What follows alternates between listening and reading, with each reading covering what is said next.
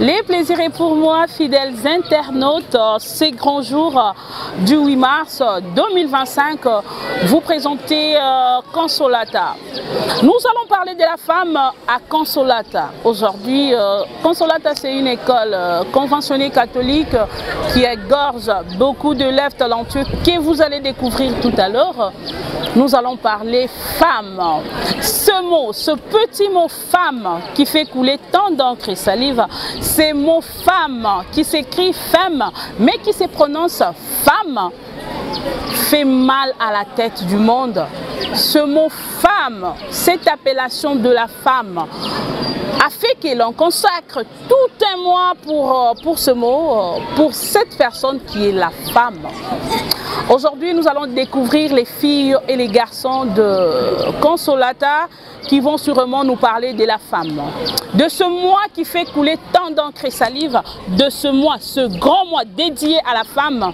Pour le mois de la femme, c'est ce mois où la femme fête.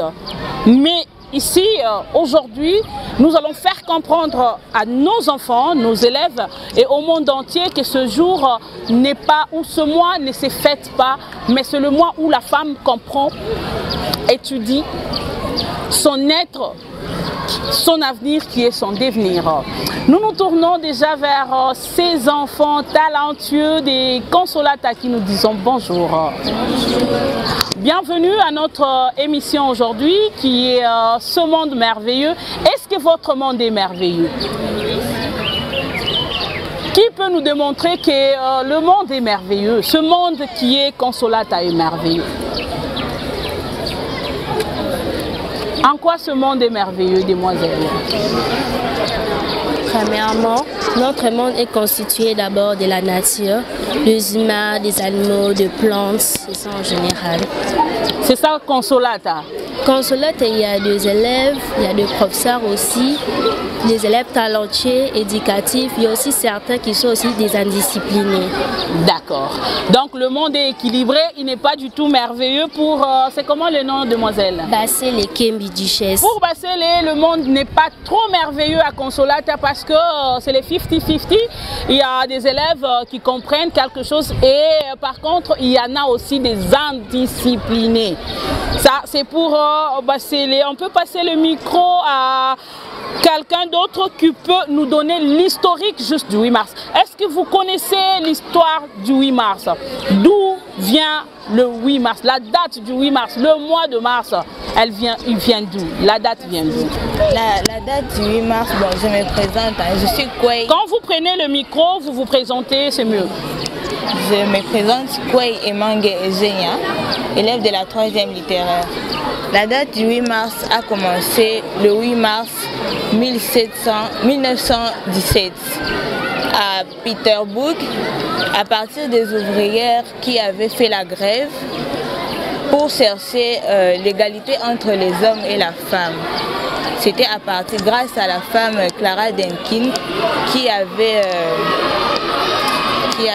comment j'oublie le mot, Qui peut compléter la demoiselle?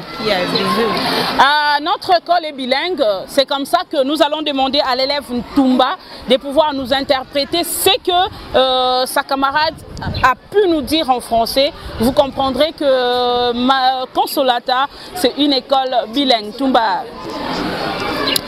Thank you so much for having me. My name is Olivia Ntumba Kachai, and I would like to say one word about the Women's Day. And today I'll be talking about how the Women's Day started and how it ended. So it started in the 1917, whereby they had a big grave of women declaring their rights and other stuff as well. Thank you. Thank you very much, Ntumba. On peut passer à quelqu'un d'autre qui a ajouté sur l'historique du 8 mars. Qui peut... Moi, je trouve qu'il faut qu'il y ait une fille qui nous donne le thème international de ce mois de mars 2025. Le thème international. Le thème international. J'ai dit quand vous prenez le micro, parce qu'on ne vous connaît pas, vous vous présentez et puis... Je suis l'élève Botonga Makano Rosi de la 3e littéraire. Le thème international du 8 mars est le droit, l'égalité et l'autonomisation de la jeune femme ou de la femme. Très bien. Qu'est-ce que vous entendez par autonomisation? Être autonome. L'autonomisation ou être autonome, c'est le fait de prendre ses responsabilités, d'être indépendante, de ne pas dépendre d'une autre personne, de pouvoir faire tout ce qu'on peut faire avec ses propres moyens, avec sa force, sans dépendre d'une autre personne. Qu'est-ce que toi tu penses faire pour être autonome dans la vie? Déjà, pour être autonome, je pense terminer déjà mes études, distinguer à l'école. Je t'arrête là, demoiselle. Tu connais le plus grand riche du monde? Il n'a pas étudié. Pour être riche, pour être autonome, il ne faut pas aller seulement à l'école. Ça ne dépend pas de l'école. Parce qu'il y en a qui ont terminé leurs études. Ils ont fait le master, ils ont fait les doctorats, mais qui ne se retrouvent pas dans la vie. Nous en voyons. Je ne vous décourage pas. Les études, ça vous ouvre au monde. Ça vous aide à comprendre les choses autrement. Mais pour être riche, par contre, ça ne demande pas les études. Ça, je vous ai choqué, hein? Le plus grand milliardaire du monde n'a pas étudié. Il a commencé son business à 9 ans. À 9 ans, qu'est-ce que vous avez comme diplôme? Rien. Allez-y, continuez. Je disais que, comme vous l'avez dit, que l'étude ne garantissent pas la richesse. Je t'ai pas injecté des trucs. Et continue avec ton fil d'idées. J'étais juste en train de te faire voir que ce ne sont pas les études qui font que l'on soit riche. Non.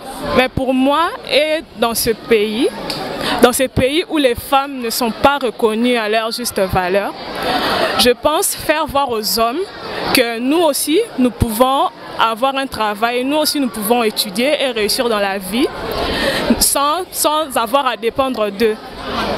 Les femmes, nous sommes dans ces pays.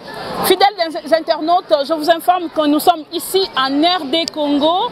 Nous sommes dans la ville-province de Kinshasa. Demoiselle vient de dire que nous sommes dans un pays où la femme n'est pas reconnue à sa juste valeur. Vous avez entendu? Moi, je suis reconnue à ma juste valeur. Nous sommes dans un pays où le nombre de femmes dans les institutions publiques est à se plaindre. Donc, on se plaint que, surtout en politique, dernièrement, on nous a parlé des 11%. 11%, c'est quoi? Ça représente les nombres ou les chiffres. On est en train de jouer avec les chiffres et non avec les nombres. Parce que 11%, ça nous fait pratiquement 14 ou 15 femmes qui sont représentées dans notre gouvernement, par exemple. Si vous parlez de ça, je peux accepter un tout petit peu. Mais la femme, nous avons le président Félix Tshisekedi Tshilombo qui est en train de promouvoir déjà la femme. Donc c'est tout un processus. Aujourd'hui, parce que nous parlons 8 mars, nous devons comprendre que la femme n'avait pas droit, d'abord même pas au vote, hein, dans le monde entier. Hein. Ça n'a pas commencé ici en République démocratique du Congo. La liberté d'expression, la liberté de la personne s'arrache. Voilà pourquoi je suis ici aujourd'hui chez vous à Consolata, pour vous faire comprendre que la lutte n'est pas un cadeau comme un gâteau. La lutte s'arrache et les femmes congolaises, vous les filles de Consolata qui êtes des femmes en devenir, vous devez vous battre pour arracher votre liberté d'expression. Aujourd'hui on parle de vote. Est-ce que les femmes sont allées voter? Non, les femmes se disent, parfois c'est nous-mêmes les femmes congolaises qui nous disons non mais je ne veux pas aller voter pour des raisons qui sont les nôtres. Au moment où on nous a déjà donné cette liberté, cette voie à suivre pour notre droit. Vous nous donnez les thèmes nationaux de ce mois de mars 2025. Bonjour à tous, je me présente, je suis l'élève Moubenecha Merveille de la 3e année sciences et le thème de cette année, le thème national de cette année est la femme au centre de toutes les ambitions. La femme au centre de toutes les ambitions? Oui. Quelles sont les ambitions des femmes, des filles, des consolates qui sont les femmes en devenir? D'abord, c'est l'égalité entre l'homme et la femme. L'autonomisation de la femme. L'égalité. L'égalité de quoi? Entre l'homme et la femme. Attention, hein? Attention avec ce mot-là, égalité. L'homme reste l'homme. L'homme reste l'homme, la femme aussi. Mais quand on parle de l'égalité, on ne parle pas égalité de sexe. Non, on parle de l'égalité des droits. Par exemple, aujourd'hui, je suis contente de voir qu'à Consolata, il y a des filles et des garçons. Et d'ailleurs, je vois que le nombre de filles est un peu plus élevé que celui de garçons. Mais ce qui est choquant, demain dans nos bureaux, dans vos bureaux, ça sera plus les garçons que les filles. C'est là où le bas blesse. Qu'est-ce qui fait qu'aujourd'hui vous êtes tous à l'école, garçons et filles, et demain au bureau, c'est les hommes qui sont là et non les femmes? Parce que tu as parlé de l'égalité. C'est...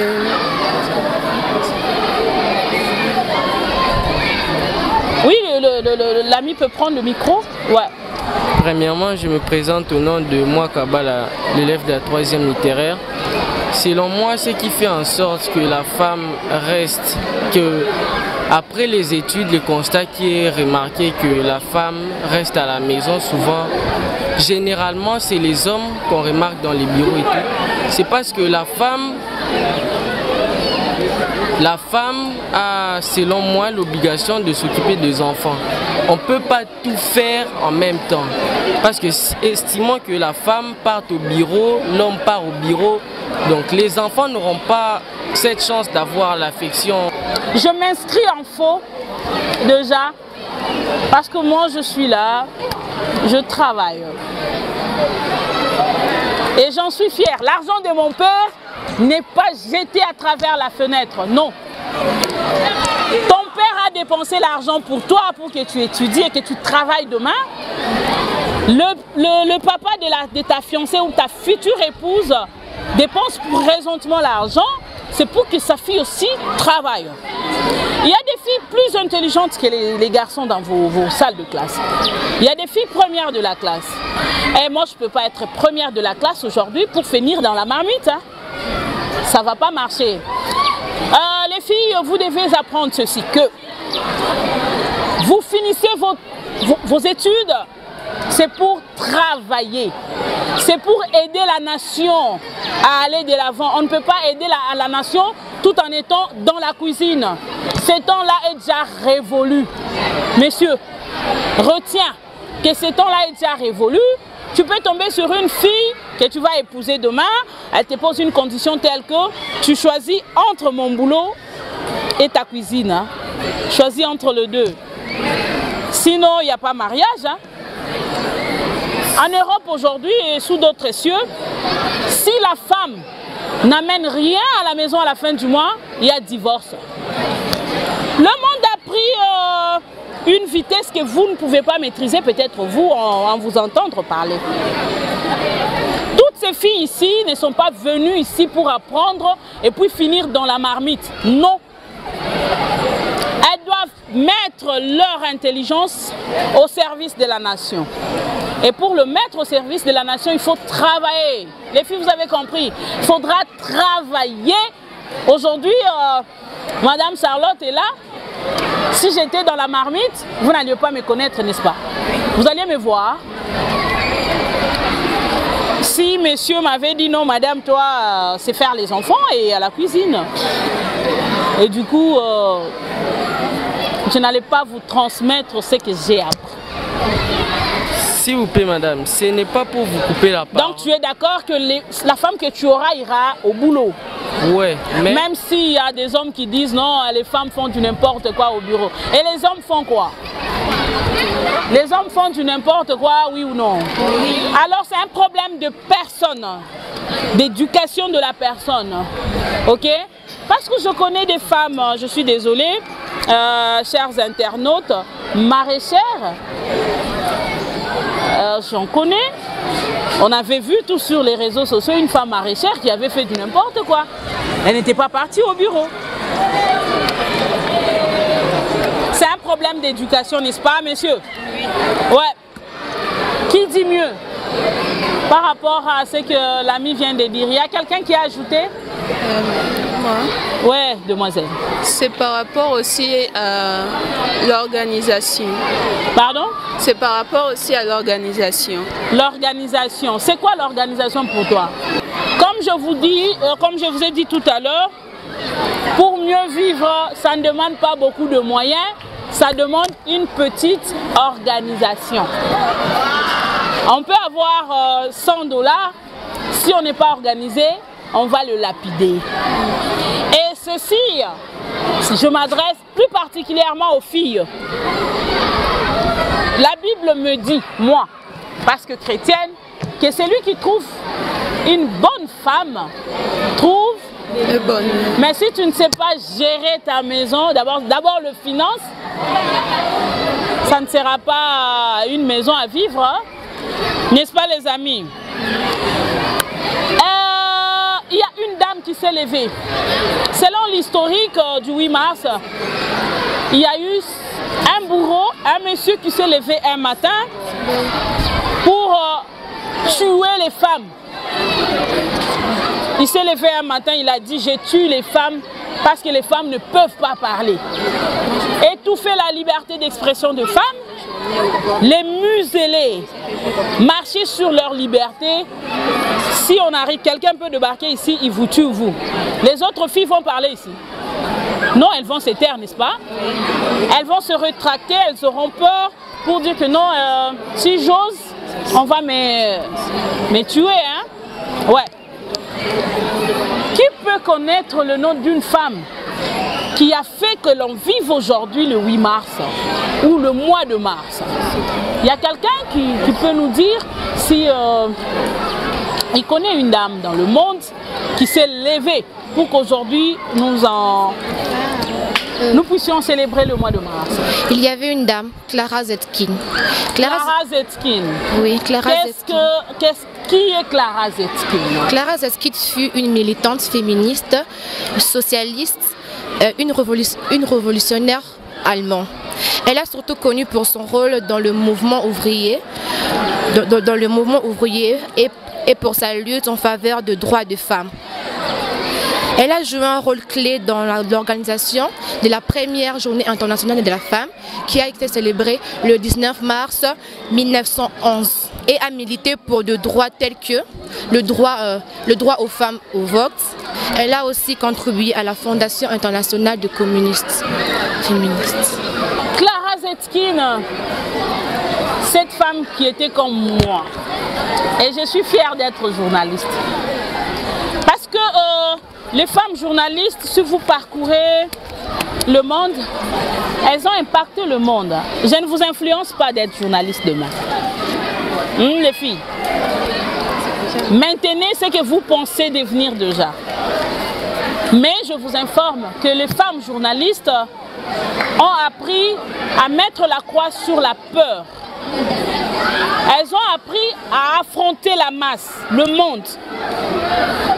Ces femmes ont été tuées près d'un siècle après. Alors que Clara Zetkin n'était même pas encore née. Quand elle a grandi, cette militante des femmes du droit de l'homme s'est levée un matin et a dit: on a tué 127 femmes. Par un homme qui se lève le matin comme ça, il dit non, non, parce que ces femmes-là demandaient la liberté d'expression d'abord. Elles ont demandé à ce qu'on puisse réduire leurs heures de travail.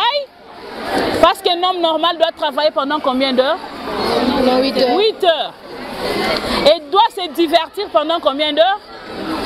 Pendant 8 heures également. Et doit dormir pendant 8 heures.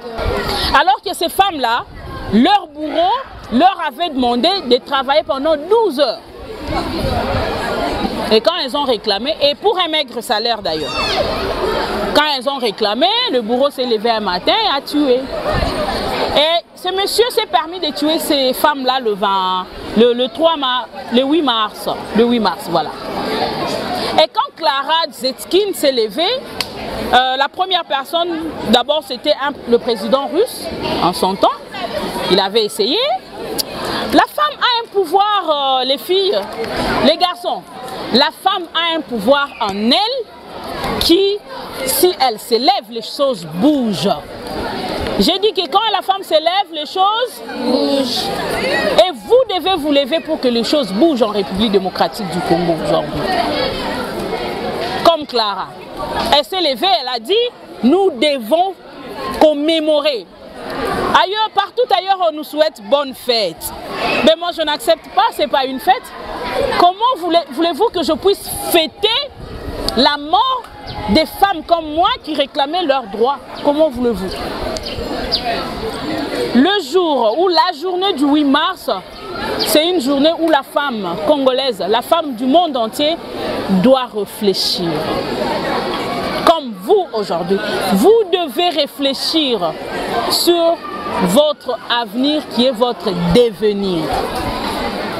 Et les femmes congolaises ont réduit cette journée au port du pagne. Le port du pagne. Vous avez chacune un pagne ici? Oui, c'est est-ce qu'on peut avoir quelques pagnes auprès des filles qui sont là? Comme ça, je pose déjà la question de savoir pourquoi en République démocratique du Congo, la femme congolaise a réduit cette journée d'aujourd'hui du 8 mars au port de pagne. Pourquoi? D'abord, je m'appelle Rose Apoko, élève de la 3e littéraire. La femme congolaise a réduit cette journée au port de pagne, d'abord parce que c'est notre identité culturelle, le pagne. Vu qu'il y avait massacre de femmes, et la femme congolaise a eu cette journée au port de pagne parce que nous d'abord, premièrement, dans toute l'Afrique, c'est notre habit traditionnel, c'est le pagne. Voilà pourquoi nous portons ça et c'est pour la solidarité parce que c'était les femmes qui étaient mortes pour cette journée. Voilà pourquoi nous, en étant africains, nous portons des pagnes. Malgré eux, ils n'étaient pas en train de porter les pagnes. Nous portons des pagnes parce que nous sommes africains et c'est pour commémorer leur mémoire en étant femmes. Ça c'est choquant qu'on réduise une journée commémorative au port de pagne. Nous savons qu'en République démocratique du Congo, surtout à Kinshasa, il y a des ménages qui brûlent aujourd'hui parce que papa n'a pas offert le pagne à maman. Ça, nous le savons. Mais est-ce que le pagne fait réfléchir? Est-ce que le pagne peut faire réfléchir quelqu'un? Non. Moi, je trouvais que je pouvais être même en pantalon aujourd'hui. C'est le premier 8 mars que je me retrouve en jupe comme ça, tissu pagne d'ailleurs. Le 8 mars, je suis en culotte, je suis en pantalon. Là où on a tué les femmes que nous commémorons aujourd'hui, on ne connaît même pas le pagne. On ne le connaît pas. Et pourquoi en République démocratique du Congo, il y a des ménages qui brûlent? Parce que monsieur n'a pas offert un morceau de pagne à madame. Pourquoi? C'est d'abord notre culture et c'est l'erreur qu'on a mis en tête. Je suis convaincue qu'ici aujourd'hui, grâce à vous, il y a des mamans qui seront interpellées par vous, bien sûr, garçons et filles, que le 8 mars, ce n'est pas le port de pagne. Si je vous amène, si on essaie de sillonner aujourd'hui à Kinshasa, vous verrez que les bars seront pleins. Les bistrots, c'est plein. Des femmes en pagne. Des danses obscènes. Ça, vous le voyez, non? Les femmes vont s'enivrer aujourd'hui. Et si je me promène avec ma caméra, mon micro-baladeur, poser la question pourquoi le 8 mars les mamans diront et a fait une tozo fêté. Et ça fait tiaba maman. C'est ça ce que les mamans disent, non, à la cité. Grâce à vous, aujourd'hui, beaucoup de mamans apprendront que ce n'est pas une fête. On commémore la mort des femmes qui ont fait qu'aujourd'hui, vous et moi, ayons quand même cette liberté d'expression. Que vous et moi puissions aujourd'hui nous tenir devant la masse. Avant, c'était papa reçoit les visiteurs, il est au salon à table avec les visiteurs. Maman doit être à la cuisine avec les enfants. Mais aujourd'hui, tu es à table, je suis à table. Hein. On partage la table. Moi, je ne peux pas rester à la cuisine manger avec les enfants. Je ne peux pas. Je dois manger à table avec messieurs. Ok? Ouais. Et d'ailleurs, je vois aujourd'hui les hommes genrés, ça existe, comme Père Stéphane. Il est un homme genré. Il vous a permis de mettre de mèches, de vous faire trop belle d'ailleurs. Moi, je pense qu'on peut vraiment applaudir très fort pour le Père Stéphane. Et lui dire sincèrement merci, parce que la beauté de la femme réside dans sa chevelure. Vous pouvez vous habiller très bien, mais si la chevelure là, elle est sale, quelque chose vous manque. Père Stéphane, merci beaucoup et nous vous souhaitons le meilleur.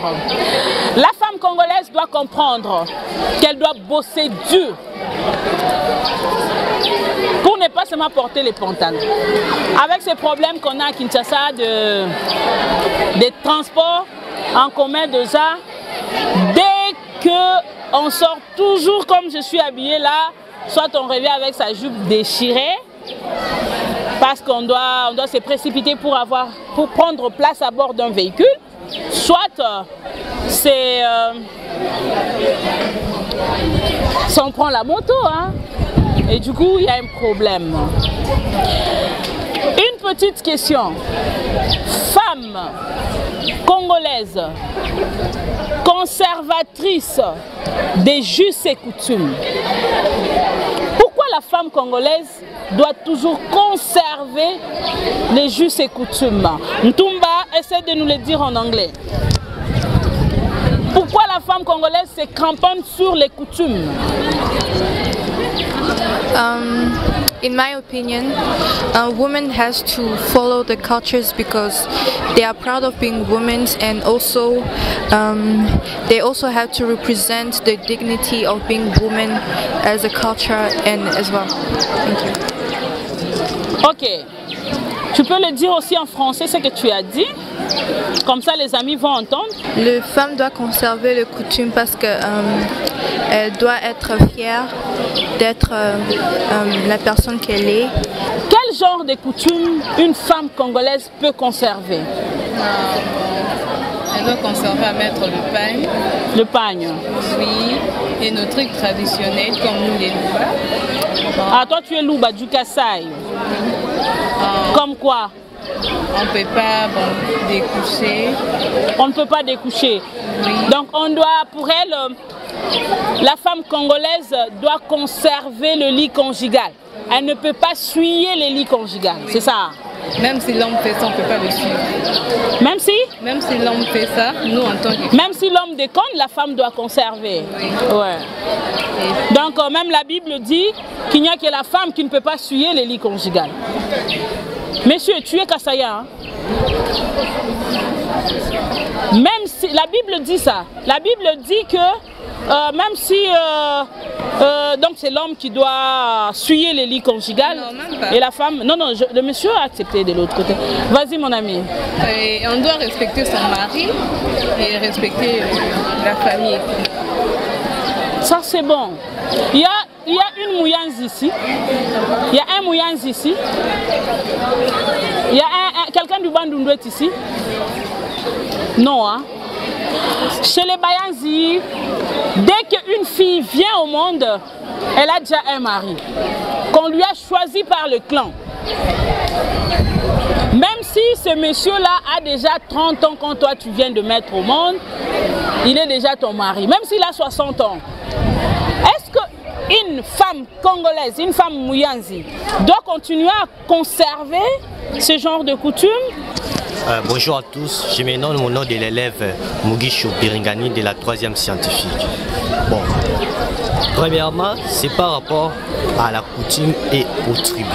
Si cette coutume et tribu est dédiée à ce comportement, j'en dirais qu'il pouvait continuer. Mais c'est alors que ça influence aussi parfois la société. Par rapport que l'enfant qui vient de naître est déjà encore.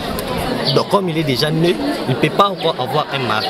Et surtout, le mari est trop avancé. Son mari. Mais c'est la coutume. C'est la coutume. Elle fait comment? Parce qu'elle peut avoir 13 ans, son Kinchu dit que il doit l'épouser, elle doit partir. C'est ça. C'est par rapport à la coutume seulement. Oui, c'est ça ce que je dis. La question est celle-ci. Est-ce que une femme Yanzi doit conserver la coutume? Oui, il doit conserver la coutume. Parce que c'est la coutume. Je réponds au nom de Lupin de l'Abantou Sacré, élève de la 2e littéraire. Je dirais ceci, une femme Muyanzi peut conserver ses coutumes parce qu'ici en Afrique, il est obligé de respecter ses coutumes. Et ici elle doit conserver? Oui, elle doit continuer à conserver ses coutumes. La coutume Yanzi selon laquelle tu nais, déjà tu as un mari, même si c'est ton grand-père qui a déjà 70 ans. Parce que je veux dire, c'est comme si ce sont des lois. Parce que quand on vient déjà, on trouve déjà des lois, on doit les respecter. Elle doit conserver, respecter.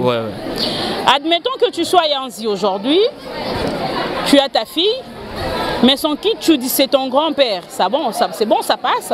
Bon, non, ça ne passe pas. Ça ne passe pas? Là, ça ne passe mais comment tu dis la chose et son contraire? Pour le zine, ça doit passer, mais pour toi, ça ne passe pas. Parce que c'est ta fille, hein? Oui. Vous avez compris? Oui. Parce qu'il s'agit de sa fille, ça ne passe pas. Mais pour les filles des autres, ça doit passer. Selon moi, on doit cesser avec ces cultures traditionnelles parce que la façon dont nos ancêtres pensaient n'est plus la même qu'aujourd'hui. Si j'avais ma fille personnellement, donc l'amour n'est pas quelque chose qu'on doit... L'amour c'est inné, c'est quelque chose qui vient en soi. Ce n'est pas à quelqu'un de dire parce que les ancêtres avaient dit cela, ce n'est pas à quelqu'un de choisir à une personne donnée. Parce que ça peut arriver que ma fille grandisse et que dans son futur couple, elle a des problèmes. Elle va condamner mon grand-père parce que... Exactement, c'est ça le problème. Chez les Yanzi, une famille qui refuse, quand la fille se marie, du coup, elle a des problèmes. Donc, il faut respecter. Donc, il faut respecter. Chez les Balouba, par exemple, la première fille de la famille, quand on vient l'épouser, papa ne peut pas bouffer la dot de sa propre fille. Il doit offrir cette dot-là à un membre de famille. Et si vous n'avez qu'une seule fille, donc vous riez, hein, donc papa est foutu. Hein. La dot est partie. Mais dans les temps anciens, dans une famille où la maman ne donne que des filles, la maman n'était pas respectée. Hein. C'est comme si c'est maman qui détermine le sexe de l'enfant. C'est papa qui détermine le sexe de l'enfant parce que papa a 2 chromosomes. Le chromosome X et le chromosome Y. Maman n'a que le chromosome X. Quand papa donne le chromosome X, à l'époque, on l'a torturée là. Elle pouvait rester 1 semaine sans pour autant se laver. On vous laisse là, vous êtes là. Il y a des femmes qui ont eu de la gale. Hein. Quand vous avez des belles sœurs qui ne vous ont pas supporté du vivant de leurs frères, du coup, elles n'acceptent pas que vous puissiez vous laver, vous restez là. Est-ce que ce sont des coutumes à conserver encore? Non, monsieur, mais pourquoi tu ne peux pas dire non aujourd'hui à cette émission? Parce que toi, tu as dit, parce que c'est la coutume, nous devons respecter. C'est moi qui avais dit ça. C'est toi qui avais dit, hein? Aujourd'hui, ta grande soeur perd son mari, ça, je ne le souhaite pas, ça peut arriver. et que la belle famille s'impose, on dit elle ne va pas se laver pendant 2 semaines, elle reste là. D'abord, et on enlève tous les cheveux. D'abord, je dirais que les choses ont évolué. Aujourd'hui, à présent, dans ma tribu, parce que moi je suis Louba, les choses sont évoluées. Ouais, je suis Louba. Les choses sont évoluées. Je n'ai jamais vu une femme qui a perdu son mari et puis on va les raser. Et vous allez même tout ravir. Si il a laissé une parcelle, vous chassez les enfants, la femme, elle est dans la rue. Là, je n'y pense pas. Bande de barras, de vos propres neveux et nièces. Ce sont des coutumes qu'on doit conserver. Parce qu'à présent, chez nous les Louba, les enfants sont patrilinéaires. Ils dépendent des papas. Et une fois que la femme perd son mari, et les enfants reviendront de la famille de leurs parents. De leur papa, je peux dire ça. Espérons. Nous allons passer à notre dernière étape de cette mission d'aujourd'hui parce que nous tendons vers la fin. Comme dit-on, les bonnes choses ne durent pas. Nous devons apprendre comment nouer le pagne. Demoiselle, comment on t'appelle? Je reprends le nom de Masengo Kaoka de la 3e année littéraire. Masengo doit nous apprendre comment on noue le pagne. Parce qu'africaines, nous sommes conservatrices de nos us et coutumes. On doit montrer au monde comment nous nouons notre pagne. Vas-y, regarde. Sois là, sois là. Sois là et regarde la caméra.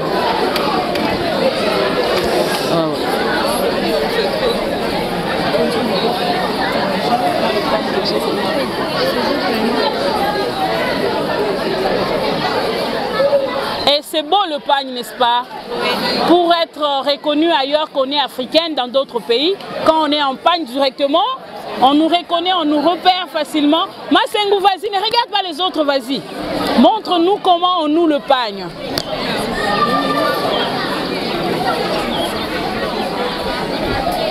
Vous m'avez dit ici que la femme congolaise conserve, elle est conservatrice, n'est-ce pas?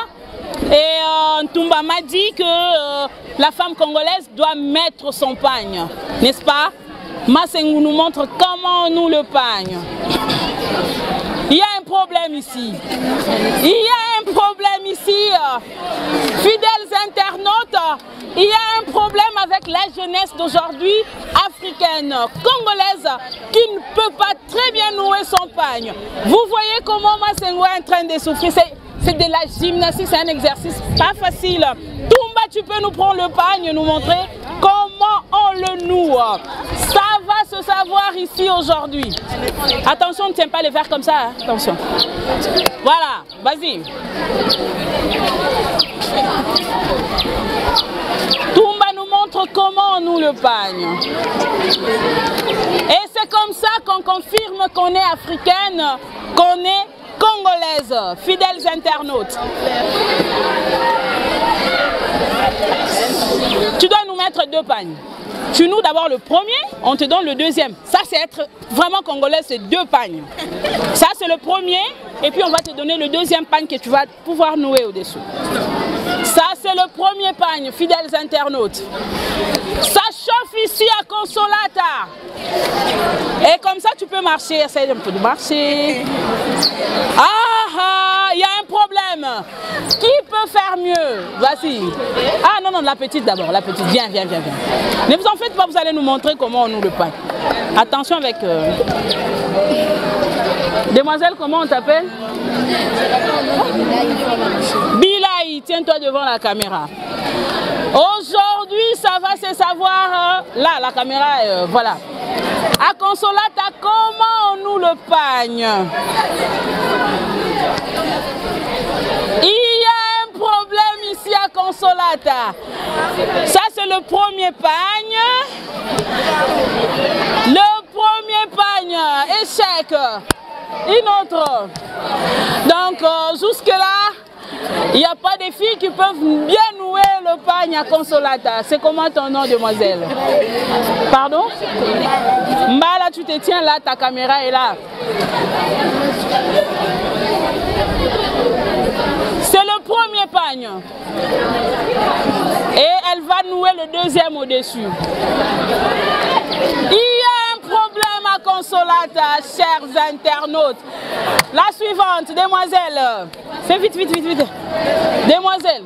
Jusque-là, aucune fille de Consolata ne sait comment on noue le pain. Tiens-toi là, là, là, devant la caméra. Maman Maria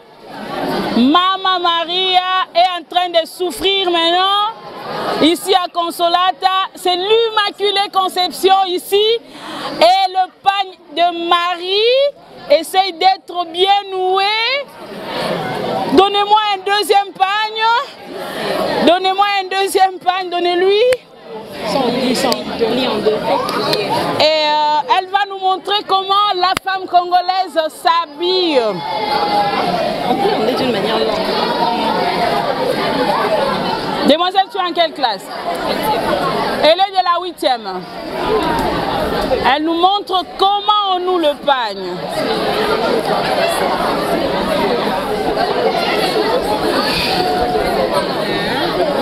Voilà.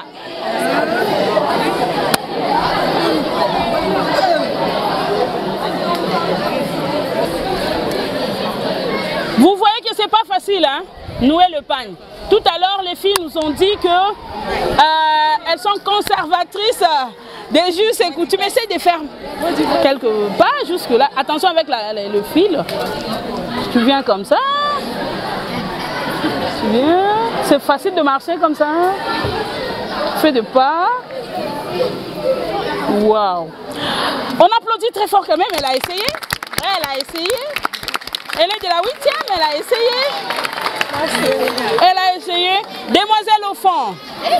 Donnez-lui le pagne. Demoiselle au fond. Nous le... Attention avec les fils là. Demoiselle au fond.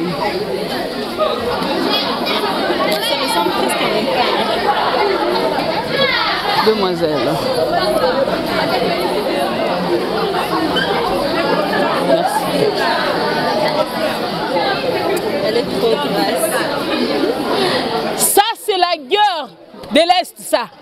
Ça, c'est la guerre de l'Est, ça. 30 ans de guerre pour mettre un pagne. Elle cherche même un deuxième pagne. Ça ne se met pas comme ça, ça ne se noue pas comme ça. Ah, les demoiselles derrière, viens nous montrer comment on noue le pagne. Ah, les amis scandent déjà là-bas, hein? C'est qu'il y a un problème ici.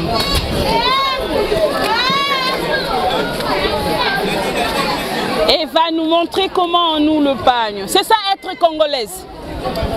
Quand tu fermes, tu laisses là aussi. Quand tu vas sortir à côté, on fait sortir à côté ici. Comme on a fait, non? Vous voyez que c'est pas facile, hein? Nouer son pagne autour de sa hanche, c'est pas donné à toutes les femmes congolaises. On est d'abord les gens pour avoir la facilité de marcher. Échec mat. La suivante. Échec. Ça passe. Ouais. Échec. Attention. Demoiselle. Un peu vite, vite, vite. Nous tendons vers la fin de cette émission d'aujourd'hui, fidèles internautes. Nous sommes à cette pratique qui est le port du pagne en République démocratique du Congo. Qu'est-ce que nous, mamans de la République démocratique du Congo, nous apprenons à nos filles? Le port du pagne doit être aussi parmi ce que nous devons apprendre à nos filles. Échec mat, la suivante. La suivante.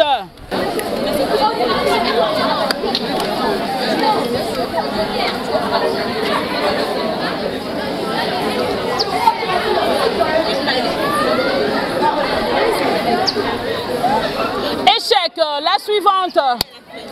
C'est le premier pagne. La femme congolaise doit mettre 2 pagnes. 2. Le premier doit être très bien noué. Et venez 2 par 2. Demoiselle derrière. 2 à 2 comme ça on fait un peu vite. 2. Prends le pagne là, le pagne. Fais vite. Échec mat. Regarde. Il y a même une enveloppe là en bas. Il y a une enveloppe là-bas. L'autre, une autre aussi. Échec. Une autre. La suivante. Viens, demoiselle. Ici, devant la caméra.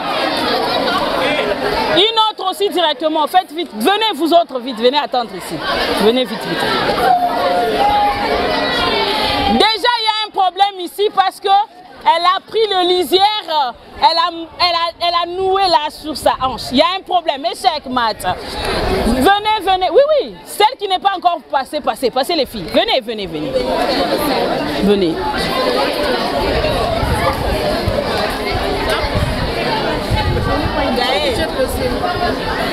Donnez, donnez le pain. Échec, mat. Il y a une enveloppe là-bas. Il y a une enveloppe, il y a un entonnoir qui s'est... Demoiselle, sois là, devant la caméra. Ouais. Ça, c'est le premier pain. Oui. Regarde la caméra, nous devons te voir là-bas. Échec. Échec mat. C'est comme si elle traversait la rivière. Hein? Soyez devant la caméra là-bas, allez-y. Échec mat. Le pain vient jusque là. Échec. Demoiselle, Maman Marie nous revient cette fois-là aussi. Échec. Non, non, non, non. Une fois.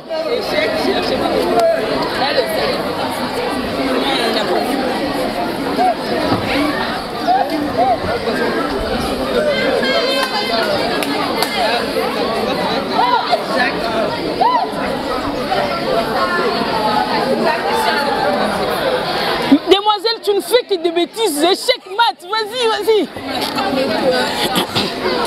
Maman, viens. On doit sauver la présidente quand même. On doit sauver la présidente. Pourquoi jamais? Quand on est chef, hein? On ne punit pas le chef, hein? On ne punit pas. La femme congolaise porte son pain comme ça. Tu le sais. Tiens le pain. Tu vas le faire avec moi. Voilà comment une femme congolaise peut mettre son pain. Tu tiens comme moi.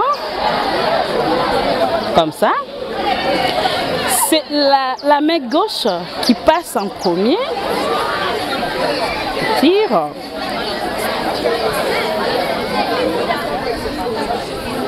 Ne t'es-tu pas pour rien? Comme ça.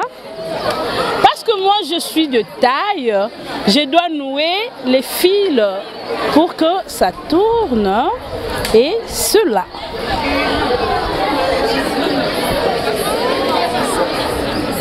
Et le deuxième pagne, si je peux l'ajouter, moi, chacune de nous a sa façon de nouer son pagne, n'est-ce pas? Et si je peux ajouter mon deuxième pagne, moi je le noue comme ça. Tu as fait comme moi? Non. Ah, mais il y a une entonnoir qui s'est créée là-bas. Comme ça. Je suis en pagne. Et fière de l'être. Et en plus de cela, je prends le deuxième pagne que j'ai plié en deux. Vous voyez?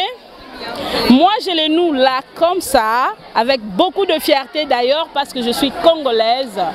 Et là, j'ai mon pagne. Je mets deux pagnes. J'ai pensé que vous alliez m'applaudir très fort. C'est mon pagne.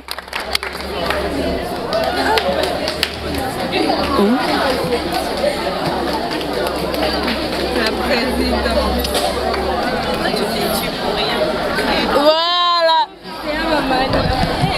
Je savais que la présidente allait prendre le pagne en dernier. Et elle a essayé. On applaudit aussi pour la présidente. Elle a essayé. Voilà, fidèles internautes, le plaisir était pour nous de vous présenter ces nouveaux numéros dans ce monde merveilleux. Consolata, une école, une grande d'ailleurs, qui n'est pas pareille aux autres. Cette école qui est à Mongafula. Ici nous sommes à Mongafula. Et demoiselle, tu nous donnes l'adresse de l'école. Commune de Mongafula, quartier Moussangou, dans l'avenue Diabena numéro 4. Avenue Diabena numéro 4.